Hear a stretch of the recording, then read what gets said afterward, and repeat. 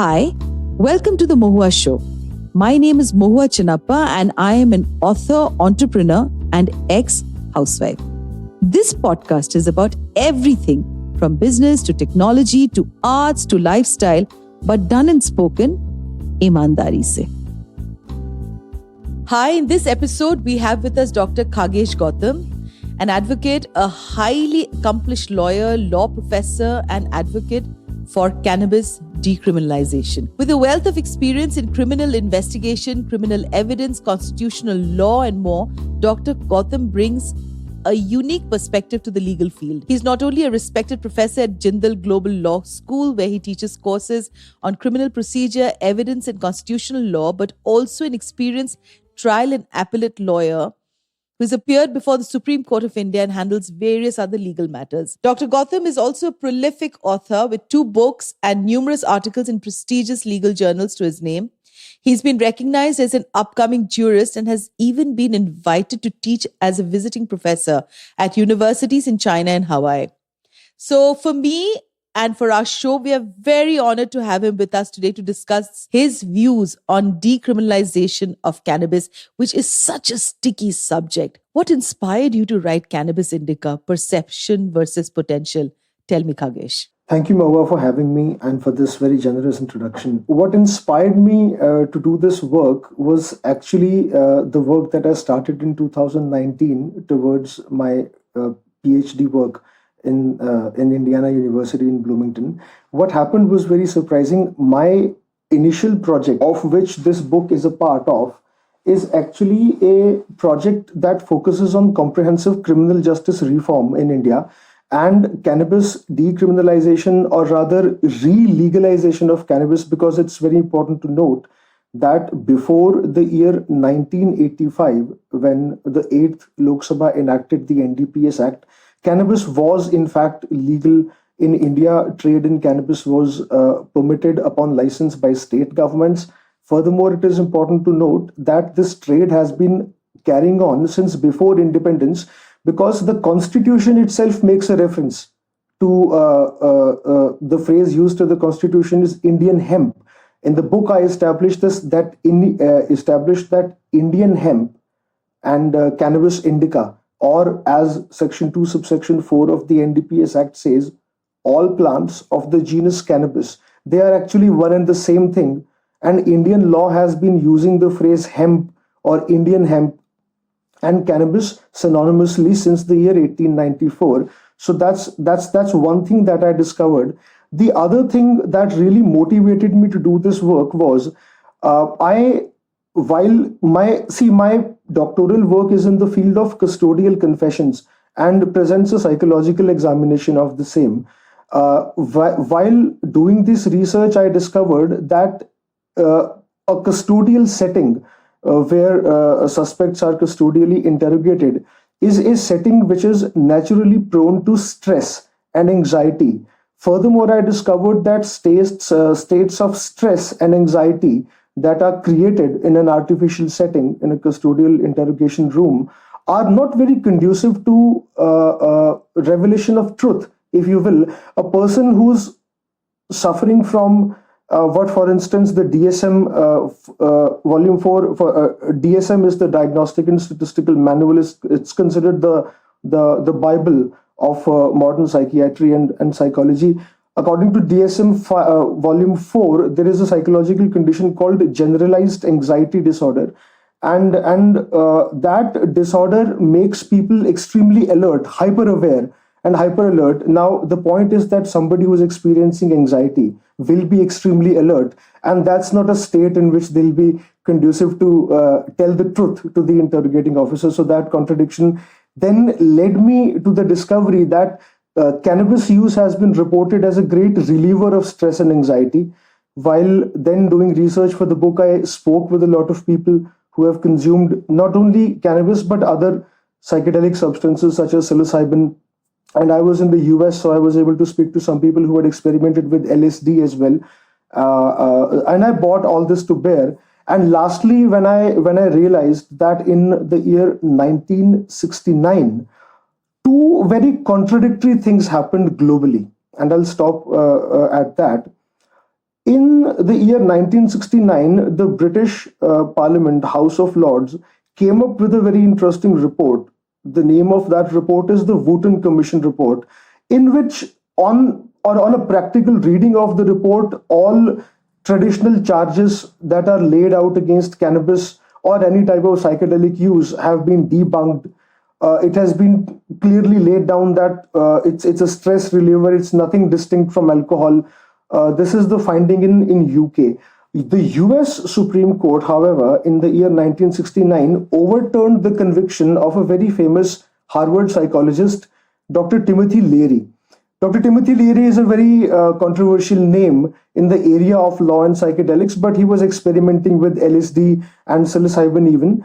And it was the experiments were being done under the protection and the support of Harvard University until it was disclosed that some rules were not followed, and Dr. Leary was unceremoniously removed from his office in the university. Nevertheless, in the year 1969, his conviction under a law called the Marijuana Prohibition Act of 1937 was overturned by the US Supreme Court. 2 years thereafter, the Americans enacted Controlled Substances Act, completely prohibiting cannabis and any other type of psychedelics. In India, the same thing was done in 1985. There is a whole body of evidence that shows that cannabis has extremely high medical potential that probably Western science isn't completely aware of yet. Criminalization of cannabis, which is essentially a healing herb, in light of all this evidence, pointed out a very contradictory position to me. And for a long time, I dealt with it internally, but after a while, I just couldn't bear with it. So I decided to write about it, and out came this book. So it's very interesting because cannabis is viewed as evil that a person should not have, just how alcohol is. And alcohol is very openly sold for people all across. Now, for many of our listeners, who may have absolutely differing views about the usage of the Indian hemp or the cannabis, what is the potential medical benefits of cannabis indica strains? And has the medical fraternity really accepted it? Do you think that there would be acceptance for this? Well, there would be acceptance for this, of that I have no doubt, because more and more, the thing is, the medicinal potential of this herb is being revealed. I'll give you an example. There is an entire list of medical conditions, the treatment of which is permitted by use of cannabis. I'll give you an example. And there is actually a list of 40 states in the US, but I'm citing some famous examples. So one famous example is Colorado in India, in legal communities and in the community that is familiar with the research on law and psychedelics. They are aware that cannabis has been legalized in Canada and in the state of Colorado. So for the treatment of cancer, glaucoma, even HIV, severe pain, that is chronic pain, nausea, seizures, then you have psychological conditions where the research is upcoming, but you have the potential of cannabis to be able to manage PTSD, clinical depression, specifically dysthymia. Research with my students and working with my students, we have discovered that some people who are suffering with the ADHD or ADD have also reported healing and therapeutic benefits that they have obtained. And some studies have now started pointing out towards cannabis being potentially used as a sports medicine, because what we have discovered is that, as if you think of it as a sports medicine, in sports, those drugs are prohibited that enhance the performance of the athlete. However, cannabis, when you consider the neuropsychological effects of the drug or of the plant on the nervous system and on the body, it is the opposite of a performance enhancer. So you have a situation where not only for the treatment of medical conditions, but also for managing routine pain, cannabis and cannabis-based medicine is now being recognized more and more therapeutically. One thing I'd like to add also to this, Mohua, is that in India, it is widely accepted that cannabis is a prohibited substance, an addictive substance, and a dangerous substance because it is prohibited by the NDPS Act.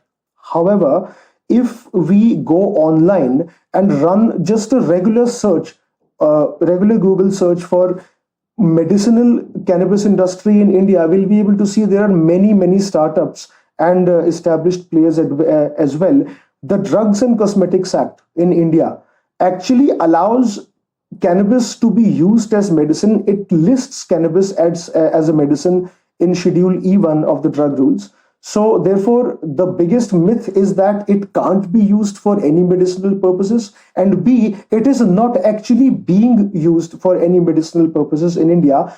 The truth, however, is, and which is easily disclosed on a bare Google search, is that it's the opposite. It has medical potential. The medical potential has been known since the year 1894. It has been repeatedly established in studies that have been published since the year 1894, a total of 7 at least. And in India, Ayurvedic doctors and essentially ISM practitioners who practice the Indian system of medicine, are allowed to prescribe cannabis as medicine. They are prescribing this, and this is all done within the cover of law. So the fact is, cannabis is a medicine. Sciences have known this. Historically, this has been known. And in India, perhaps the awareness lacks. And of course, podcasts like this do help in spreading awareness. I've noticed all this in my book, by the way. In 2016, Uttarakhand became the first Indian state to permit large-scale commercial cultivation of industrial hemp. So the license was awarded to the Indian Industrial Hemp Association, IIHA, to plant cannabis on 1,000 hectares. So obviously there is conversation and we are going back, But let's just discuss a little about your experience in teaching law and psychedelics and the impact it has had on your students, because the understanding of the subject of psychedelics is a very shaky ground. I mean, I'm a parent myself, and I'm not too sure as to how I would be able to talk to a child on psychedelics, because, as children, they may not be responsible about the usage of any sort of psychedelics or drug-related conversations around their college. So I agree with the view that you have presented. It's extremely difficult as it is to talk about psychedelics or psychotropics or mind-altering substances generally, because most of the population does not consume these substances. If somebody has had a chance to consume them medicinally, they know the effect that they have on the mind.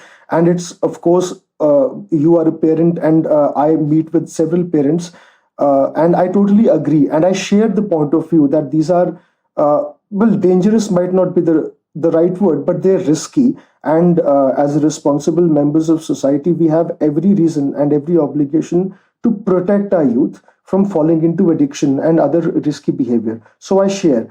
But the more I think about it, the more I come to the conclusion that the only way to deal with the problem is to look the problem right in the face. If we want to protect our youth from the side effects of these substances, we owe it to our youth then to study them and to understand what exactly happens. Now, speaking with the students, I have realized, so that's one side. The other side is the students, the youth. The youth are adventurous, they like experimenting. And of course, we don't want to kill that spirit, because that's what propels progress in our society. But of course, it's a double-edged sword. Speaking with my students, I have found that students generally, and youth generally, not students, but youth generally, because I do speak about this not only with my students, but also with my fellow faculty members, with fellow members at the bar, judges, and such, law enforcement officials I've spoken with, and in my own family, I have had chance to have detailed conversations. So my experience is that the youth does not really know how to talk about these things. B, they do not know with whom they should talk about. So if we look at the problem from those two angles, A, we need to give our youth a vocabulary in which they could intelligently talk about these issues. And the book does that. Several of my students have professed, and I have no reason to doubt that they are teetotalers.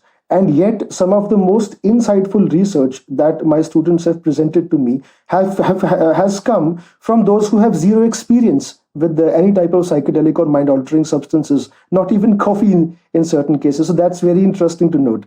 Students, youth, when given a vocabulary, and a way to talk about these issues are able to engage with them effectively. They want to engage with them.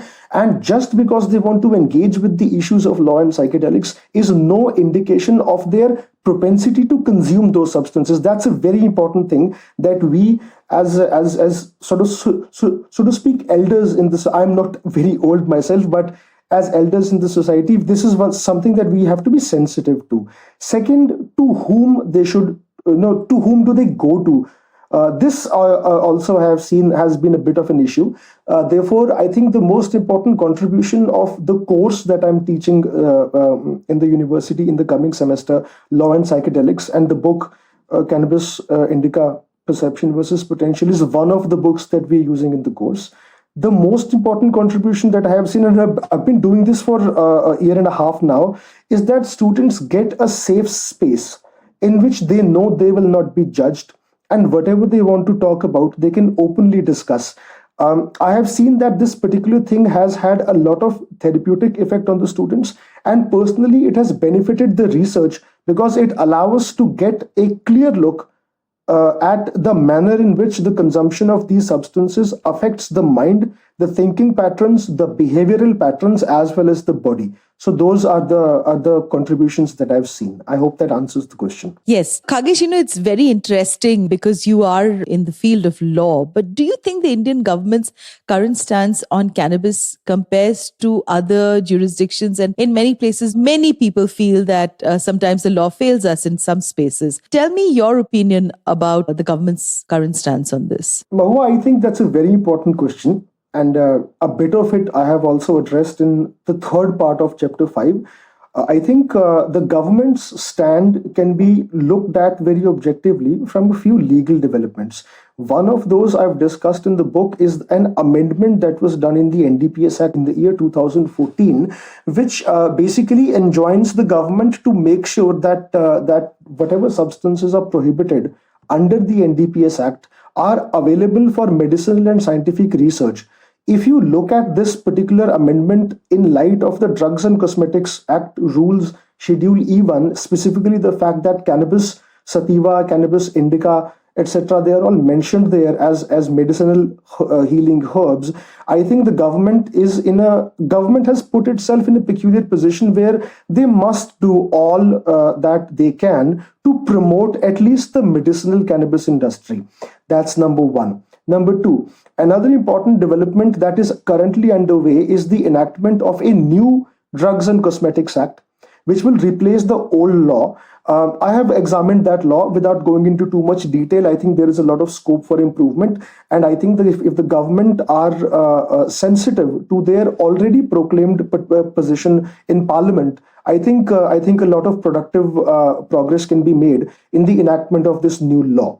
Recently, it has been pointed out in the news that the Indian government has supported the removal of cannabis from, I believe, Schedule 4 of the 1961 United Nations Single Convention on Narcotic Drugs. I think that's a very welcome move, but I think that leaves much to be desired. As of now, as of today, cannabis and cannabis resin continue to be mentioned in Schedule 1 of the 1961 Single Convention. Schedule 1 of that convention is a list of all those substances that have no known medicinal potential. Similarly, in Schedule 1 of the 1971 United States Congress enacted Controlled Substances Act, there is the same legal position, and this is the legal position under the 1985 Indian Parliament enacted NDPS Act. I think the important provision is Section 20 of the NDPS Act. I think if the government have accepted, which is clear in our legal proclamations, that we as a nation and as a nation of laws do accept the premise that cannabis is indeed a medicinal healing herb, and if we do indeed accept the premise that historically, at least in India, it has been known that cannabis is a medicinal healing herb, then we have to do away with this great inconsistency that comes about in our NDPS Act Section 20 that prohibits criminally even the consumption of cannabis. consumption of cannabis is specifically allowed in our Indian laws by the Drugs and Cosmetics Act. So we need to seriously redraft that law. I think the government will eventually come to this conclusion, or I think eventually the courts will realize that there is this great inconsistency in either way. In future, I do see this resolving itself. It's just a matter of time, the way I see it. It's not a matter of hope. I really love this entire optimism that you have. I have met people who have told me about how they've had, they've healed very, very terminal diseases with just the usage of cannabis. Of course, they don't like to come out and talk too much about it for being misunderstood. As a law professor, how do you think the legal profession can play a role in shaping the conversations around cannabis legalization? Because conversations is also about people who don't understand the old culture of bhang and ganja and, how bhang is actually consumed during Shivratri in India. So how do you think this conversation will change? That's a difficult question to answer, but because it essentially allows us to imagine, think about what's going to happen in future. But it's an important question to deal with also. In my perception, Mohua, I see two things happening. One is I see that the bar council, especially young law students and lawyers, are going to play a huge role in this societal transformation, if you will. But the first step is awareness, and awareness will come on two fronts.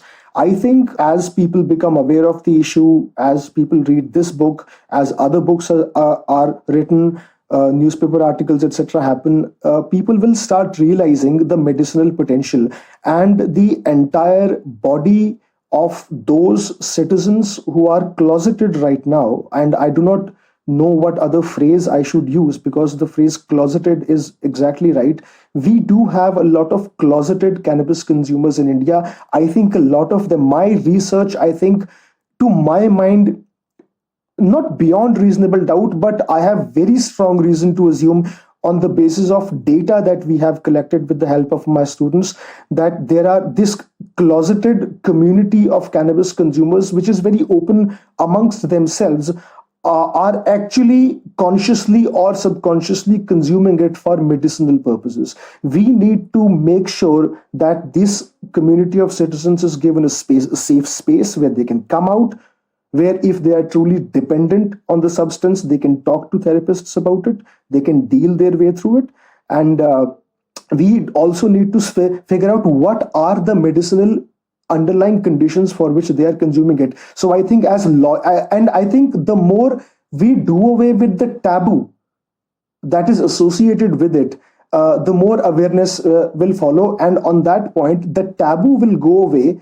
The more we realize that the consumption of, for instance, you correctly mentioned bhang, which is cannabis consumed in a shake or in a liquid, in an edible form, if you will. So we have to first realize that the phenomenon of consuming edibles, as it is known in the West, is actually quite indigenous to us. The Indian Hemp Drugs Commission report of 1894 mentions the preparation of sweetmeats, if you will, mithais, that use bhang and cannabis oils and extracts, etc. So that's one. Secondly, we have to realize that the use of cannabis, this is very sensitive, and it's very important to note that the use of cannabis has been associated with the worship of Shiva, Lord Shiva particularly, but there are instances of it being used for worship of other gods. The way I look at it, I examine, this is called entheogenic use, and a very famous American scholar, Professor Houston Smith, who was working with Professor Dr. Timothy Leary for a while, he wrote a very famous book, and a lot of other research that he has done tends to show that there is a connection of some sort between what is termed as a genuine religious experience and entheogenic use, which is not limited to cannabis itself. So the fact that, and very importantly, I've discussed this in detail in the book, the Yoga Sutras, book 4, verse 1, do mention that one of the accepted ways of attaining a very highly concentrated state that leads to samadhi That's the eighth limb of the Ashtanga Yoga Sutra. The step is samadhi. What leads to that state is meditation, and consumption of certain herbs is understood to be conducive to meditation. And I've discussed it in the book that cannabis is one of those herbs. So there is a connection there that we do have to study and very carefully examine. And I think once we do that, we do realize that there are constitutional arguments against cannabis. This is restricted just to cannabis, by the way, against criminalization of cannabis. One is an argument based on Article 21. Article 21 of the Constitution, and today, on the day of the recording, since it is the Republic Day, I think it's fair to mention the Constitution. Article 21 protects the right of life and personal liberty. That has been interpreted by the Supreme Court to mean the right includes the right to exist with personal dignity. On that, there is no dispute. Now, if I have a constitutional right to exist with dignity, and if pain and dignity are antithetical, if there is nothing dignified in pain, then is it not my fundamental right to seek ways in which my pain can be managed or alleviated? And if it is, then I do have a fundamental right to be aware, to be prescribed, at least to be able to go to a physician and seek the prescription of this plant as medicine. That's number one. And number two, there is perhaps an argument that needs to be developed. If we closely look at the text and the doctrine of Article 25 and 26, which talk about fundamental protection of religious freedoms, then there seems to be a case that if, say, for instance, a hypothetical situation where a saint or a sadhu establishes a religious premises and establishes an idol, so now the land actually belongs to the idol. This is traditional Hindu law. Now, if the lands of that akhada or that temple, etc., if a certain part of that land is used to cultivate cannabis, which is then offered to the Lord, the Shivalingam, as an offering, then act is actually violative of the NDPS Act Section 20. But is that not an act that is worthy of being immunified, of being protected from unnecessary state intrusion on the grounds that the land per Article 26 belongs to the establishment, and the cultivation of this is for an essential religious purpose, which is the worship of the installed deity or the image thereof. So those are two of the key arguments that my students and I are working on very furiously these days. We'll see in which direction this takes us. In 1841, William Brooke O'Shaughnessy introduced cannabis into Western medicine after living in India. He wrote of many therapeutic uses of cannabis, including a case where cannabis stopped convulsions in a child. But while we're saying all of this, we also know that, cannabis usage and the decriminalization that you are talking about, I don't know whether India is ready, for it just as yet. As much as, cannabis has been prevalent from times immemorial, especially in a place like India where it's consumed in the form of ganja or bhang.